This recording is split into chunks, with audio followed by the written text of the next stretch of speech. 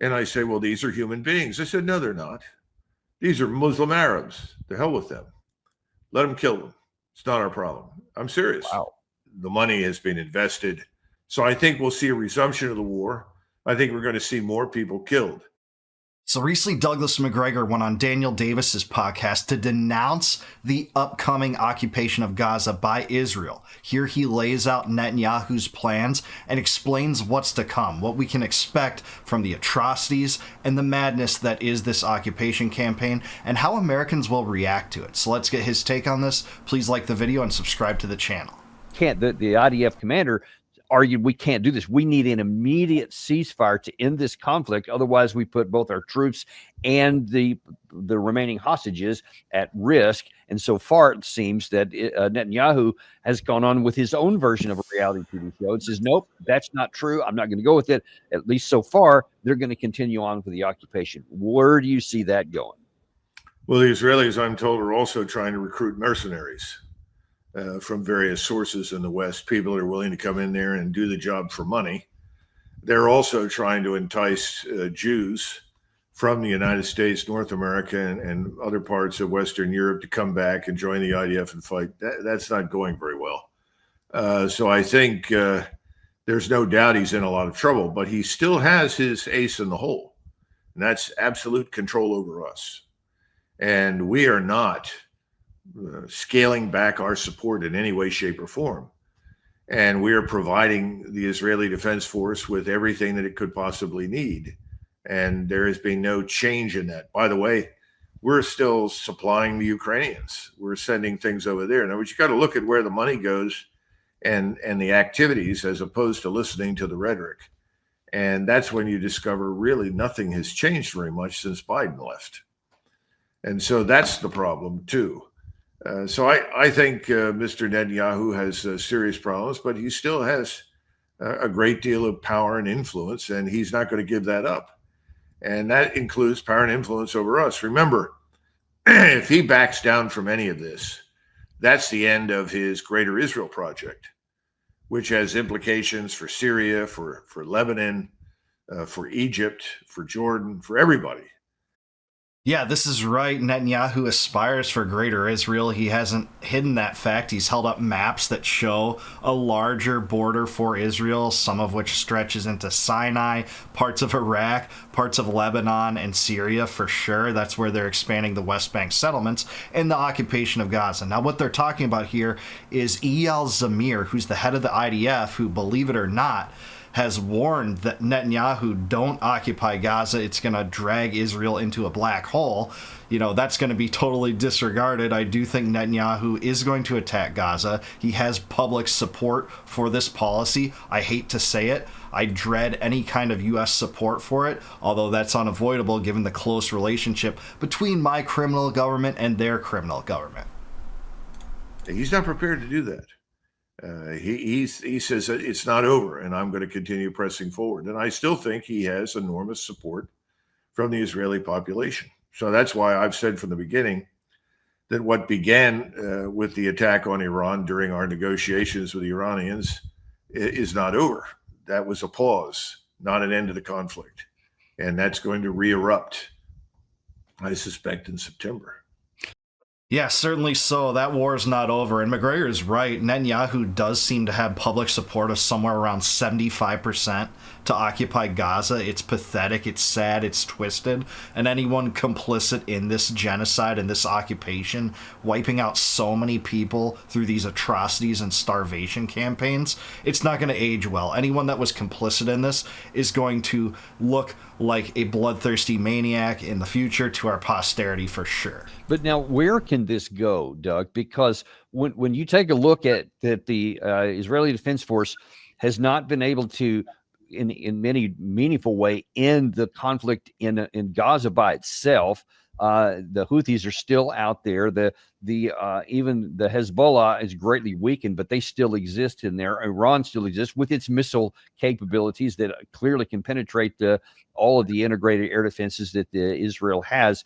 And then you see things like what happened, was reported in the last 48 hours or so, where Israel attacked a hospital And then when the emergency workers came to get the victims out, they double tapped it and blew up all those people. Just a heinous crime by any stretch. Yeah, that was captured on live television, by the way. The video is out there. It's catastrophic and, again, maniacal. It's devastating and destructive and murderous, but it's not even unprecedented.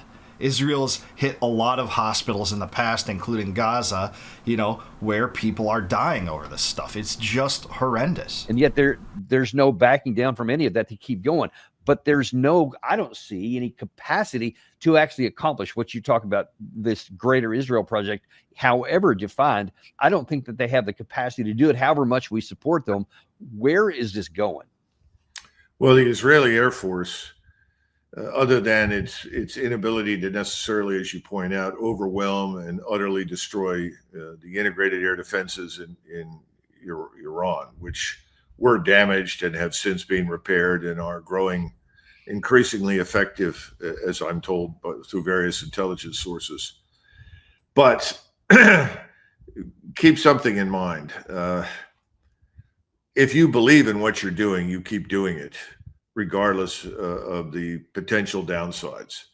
As long as we continue to subsidize the Israeli economy and keep that afloat, and we're pumping huge quantities of money into that place. It's not just military, it's also to keep up the standard of living, because otherwise Israel would fall apart, overnight without that kind of economic subsidy. I don't know if I actually agree with this. I think Israel would have to fend for itself and wouldn't be able to launch bellicose wars and genocides and, expansionistic policies of the settlements, but I think they'd survive. They're the sole nuclear power in the region with a secret nuclear weapons program that they don't divulge because they get a special carve out on that too. Don't have to have IAEA inspections, but they would be able to survive on their own. It's a pretty booming economy compared to most of their neighbors.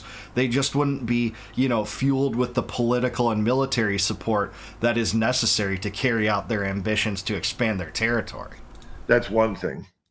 The other thing is that if you talk to Americans, and I try to talk to them wherever I travel, I would say at least 50% of the time, the Americans I talk to and I ask them about Gaza, they either haven't paid much attention to it or they say, that's fine, kill them. And I say, well, these are human beings. They said, no, they're not. These are Muslim Arabs. The hell with them. Let them kill them. It's not our problem. I'm serious. Wow. That's pathetic. I hate to hear that. I don't think that's a true American if that's your sense of that. If you believe in individual liberty and people own themselves and have rights, including life, liberty, and property, that's an absurd thing to scoff at. If you're a Christian, the spark of divinity is in every human being. You should think that that is a pathetic response to that. I hate hearing that. I have no doubt what he's saying is true, but it's absolutely horrendous. I just hate contemplating that, but I have no reason to doubt it. I run into people that tell me that flat out. You're wrong. I think this is great. Trump's doing exactly the right thing. Let these Israelis kill them. Now, that's not totally surprising because most Americans have been fed a steady diet of hatred towards Arabs. I mean, let's face it, to know the Arabs from the standpoint of the average soldier who was shot at on the ground was not necessarily to love them. We were in the Middle East. We understood the differences in culture and mentality and behavior. But the average person doesn't understand that. The average person simply says, oh, these people are terrible. They deserve the worst.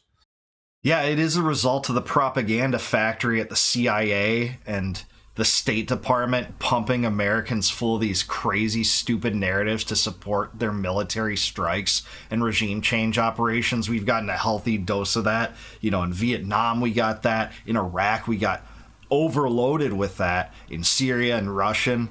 You have to make people believe that these other cultures and other countries are filled with subhuman people to be able to justify the atrocities against them. That's what our government specializes in doing, is persuading the populace of that fact.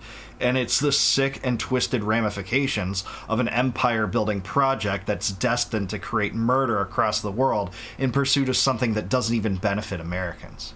The Israelis are counting on that, and they have the news media to reinforce that negative stereotype repeatedly. And let's be frank, the Muslims don't help matters. If they bring up things like Sharia law and honor killings and all this in places like Canada or the Midwest, that doesn't endear them under any circumstance. That's unacceptable in some. It does, but that's extremely rare, and that's not what's happening in Gaza, talking about imposing Sharia law in America. It's stupid. So, that is a jump to conclusion some Americans have, but it's a pathetic one. It's an unfounded one. And yeah, there are people that believe in that, just as there are, Christians and Jews that support Zionism and all the terrible excesses of that, including genocide too. So, that's a stupid generalization to impose upon an entire religion, regardless of what your religion is. But yeah. About our societies, and that's immediately projected onto the people that live in Gaza or the West Bank, rightly or wrongly. And in most cases, I think probably wrongly.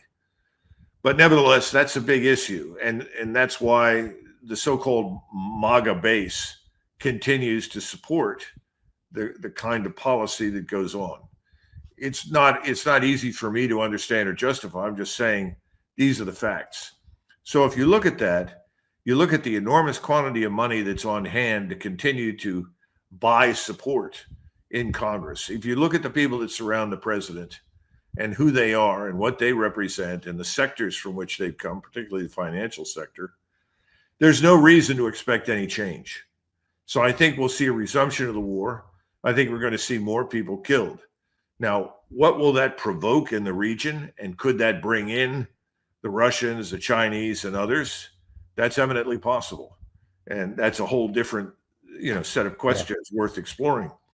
Well, that would be a catastrophe, but I have no reason to doubt him that this is going to go forward with public support in Israel and much of Trump's base. It's not like Trump is pushing against this, or even the Republicans in Congress that have a lot of allegiance toward Trump are trying to sway him away from this, with a few exceptions like Marjorie Taylor Greene and Thomas Massie are really good on these issues from the Republican side. There's some Democrats that are pretty good on that side too, but by and large, our Congress is owned by AIPAC, so yeah, I don't doubt him. There's not going to be serious pushback to this, and Trump isn't going to exactly use any kind of leverage to say, hey, Netanyahu, I'm going to withhold a lot of your funding or all of your funding if you don't stop this. He's not going to do that. It would be the easiest thing for him to do if he wasn't so controlled by Miriam Adelson and the Israel lobby, but he won't do that.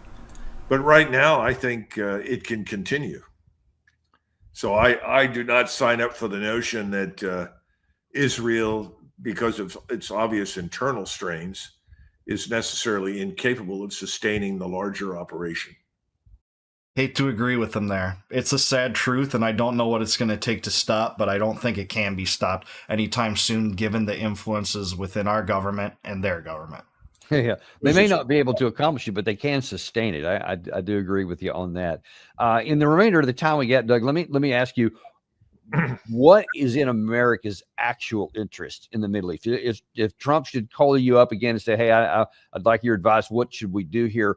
What could the I like how he chuckled at that, the idea that Trump would call him up now. President do that would actually accomplish American genuine interest in the Middle East?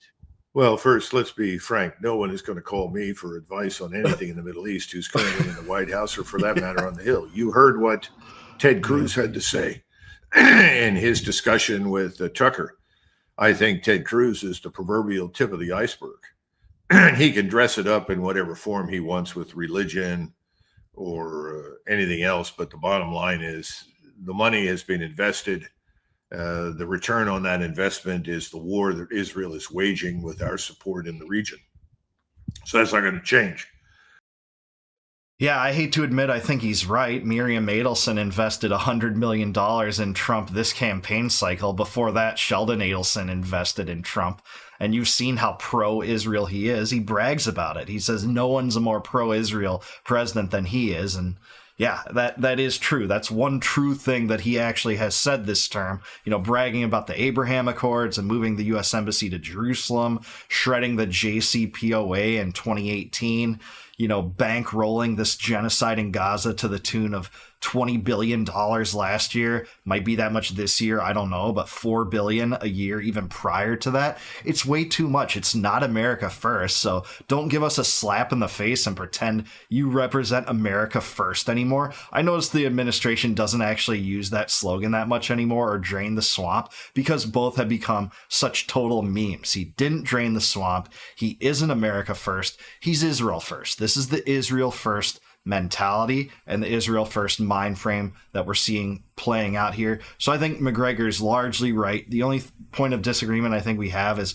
Israel would be able to survive in that region without the influx of money that the US gives them. They're a nuclear power, and they start wars under the assumption that another power in the region, this time being Iran in this example, is a secret nuclear power, nuclear weapons power.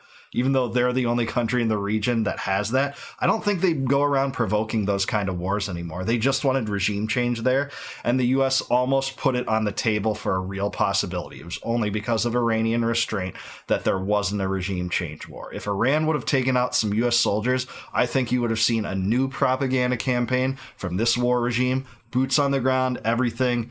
Iraq 2.0, Afghanistan 2.0, 20-year plus occupation for the sake of Israel. But that would be America last. Thankfully, that didn't happen. But the U.S. is still bankrolling Israel no matter what. Trump, says that Netanyahu's a war hero. He pleads with the Knesset to drop the corruption and fraud charges against him, which he should go down for. He almost went down for before October 7th, which raises questions about why that attack happened, given that Mossad said they knew it was going to happen as much as a year in advance. And, mainstream publications in Israel printed that. Egypt tipped them off 3 days in advance to October 7th. And, if you listen to the mainstream opinion, it was just a coincidence. All the stars didn't line up and this was a security failure. But those of us that are more cynical, are pretty sure that attack was allowed to happen to justify what Israel's doing in Gaza now. And that's where we're left. But I do want to hear from you. Do you think Douglas Macgregor is right? Is Netanyahu going to proceed with the occupation of Gaza? Are more Americans going to turn against this policy? Will there be enough pressure on Trump to stop it or curtail it in some way? Let me know in the comments down below. Please like this video, subscribe to the channel, subscribe to Daniel Davis too. Love his podcast. He's great as well. And please consider becoming a YouTube member. If you click the join button below, you can help support the channel, and in return, I'll give you access to all of my videos before they go live to the general public on my channel.